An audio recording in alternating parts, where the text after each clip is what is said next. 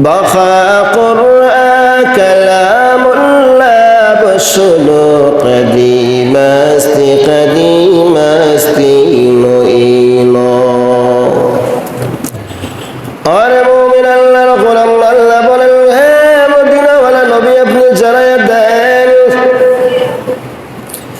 আমি আল্লাহ যেই দিন আসমান জমিন আমি আল্লাহ বানাইলাম ওই দিন থেকে আমি আল্লাহ 12 মাসে 1 বছর হবে, আরবি 12 মাসে 1 বছর হবে। আমি আল্লাহ লাউহে মাহফুজের ভিতরে আমি আল্লাহ লিখে দিয়েছি।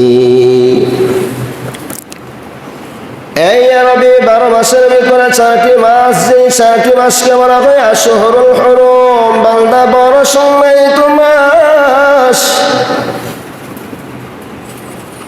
মুহররম মাস বাংলা 1 নম্বর মাস, এত দামি মাস। মদিনা ওয়ালা নবী বলেন قال رسول الله صلى الله عليه وآله وسلم أفضل الصيام بعد رمضان شهر الله المحرم।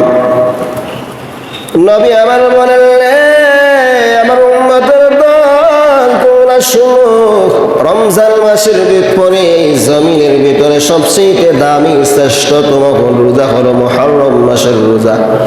যে বান্দা আমি আল্লাহ আমার আল্লাহর মহব্বতে আমি রাসূলের তরিকায় রোজা রাখবে, নবী বলেন সেই বান্দার বিগত জিন্দেগীর 1 বছরের সব গুনাহ আল্লাহ মাফ করে দিবে।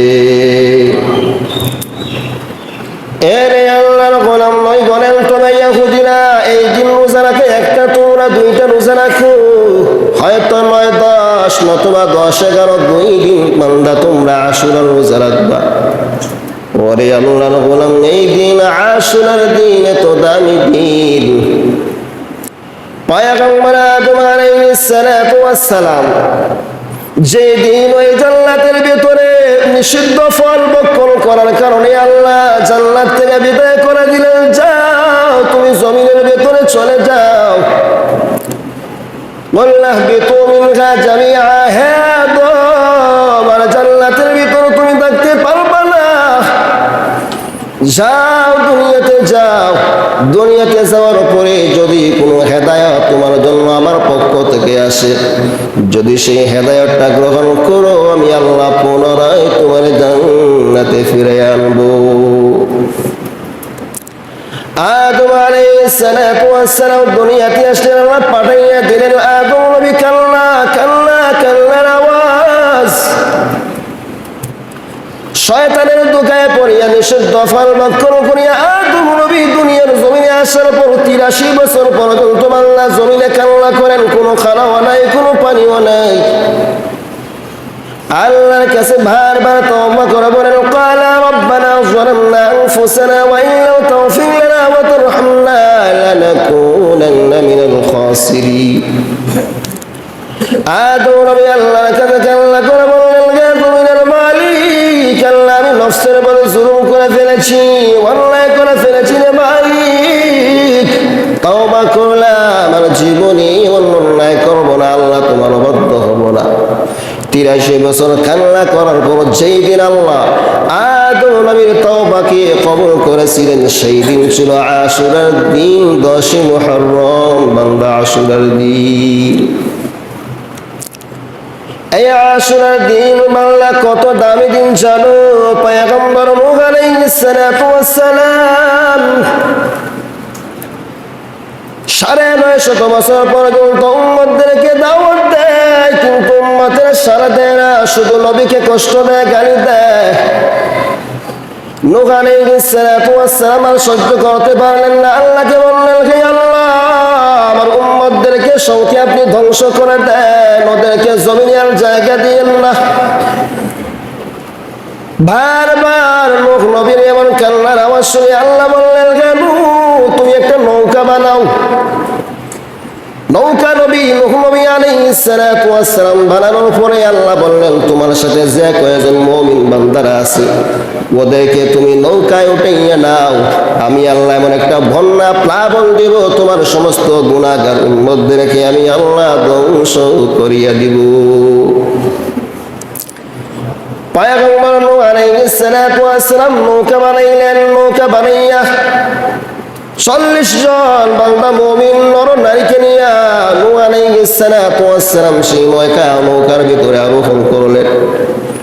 আরোহণ করার পরে আল্লাহ একটা বন্যা প্লাবন দিলেন, সমগ্র পৃথিবী বান্দা প্লাবিত হইয়া গিয়েছিল। যেই দিন নূহ নবীর নৌকা বান্দা, যেই দিন নূহ নবী আলাইহিস সালাতু ওয়াস সালামের নৌকা ওই যদি পাহাড়ে গিয়া বান্দা লেগেছিল, ওই দিনটাই ছিল আশুরার দিন, 10 মুহররম আশুরার দিন। আল্লাহর গোলাম কত দাবি দিল জানোরে যুবক। وفي يوم عاشوراء أظهر الله سيدنا موسى عليه السلام على فرعون الطاغية الظالم। যেই ফেরাউন, বেঈমান ফেরাউন মুসা নবীকে এত আঘাত মুসা নবীকে নিজের দেশে থাকতে দিল না, বিদায় করিয়া দিয়ে দিল। অরে আল্লাহর গোলাম 3 লক্ষ সৈনিক নিয়া অস্ত্র শস্ত্র সজ্জিত হইয়া মুসা নবীকে পেছন দিক থেকে দৌড়ায়। মুসা নবীকে মারবে, বনি ইসরাইল যারা উম্মতেরা মুসলমান আছে সবাইকে হত্যা করে ফেলবে। নবী মুসা ধীরে গিয়ে যখন বান্দা ওই নীল নদের দিকে বান্দা আগাইলে, সামনে গেলেন, গিয়ে দেখেন বিশাল বড় নীল নদী, সামনে যাওয়ার কোনো বাংলা জায়গা নাই। কেমনে যাইবেন? পেছন দিক থেকে বেঈমান ফেরাউনের বাহিনী, সামনে নীল নদের পানি। ওই সময় মুসা নবী কান্না করে বললেন, জমিনের মালিক আল্লাহ, আমার উম্মতদেরকে তুমি বাঁচাও, বাঁচাও, বাঁচাও। ওই সময় আল্লাহ বললেন, গে মুসা তুমি চিন্তা করিও না, যারা আমি আল্লাহর ভয় করবে, আমি আল্লাহর ভালোবাসবে, আমি আল্লাহ ওদেরকে কোনোদিন মুসিবতের ভিতরে একা ফেলে দিব না, বরং মুমিন বান্দার সাথে আমি আল্লাহ সব সময় থাকি। আল্লাহ বললেন, মুসা তুমি তোমার লাঠিটা সাগরের ভিতর তুমি ফেলে দাও। সাগরের ভিতর যখন মুসা নবী লাঠিটা ফেলে দিলেন, ইতিহাস আপনারা জানেন, সাথে সাথে ওই নীল নদের ভিতরে বান্দা রাস্তার মতন সুযোগ হইয়া গেল। বিশাল বড় বাংলা রাস্তা। এবার নবী মুসা তার সঙ্গে থাকা বনে ইসরাইলকে নিয়ে পার হইয়া গেলেন। পেছন দিক থেকে এবার বেঈমান ফেরাউন দেখলো এত সুন্দর রাস্তা, সেও তার সৈন্য নিয়ে যখন বাংলা নীল নদের ভেতরে যায়, আল্লাহ তখন নীল নদের পানিকে বললেন, হে পানি, এই রাস্তাটা কোনো বেঈমানের জন্য না, বেঈমানের জন্য না, তুমি আবার পুনরায় আগের মতন হইয়া যাও। সাগরের মাঝামাঝি যাওয়ার পরে পুনরায় যখন বান্দা রাস্তা আগের মতন হইয়া গেল, এই নীল নদের ভিতরে ফেরাউন আর তার দল বল মিলিয়ে সবাই ধ্বংস হলো।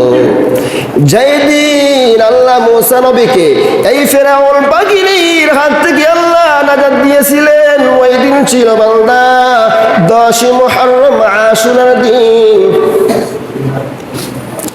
আরে আল্লাহর গোলাম, আশুরার দিন কত দামি জানো?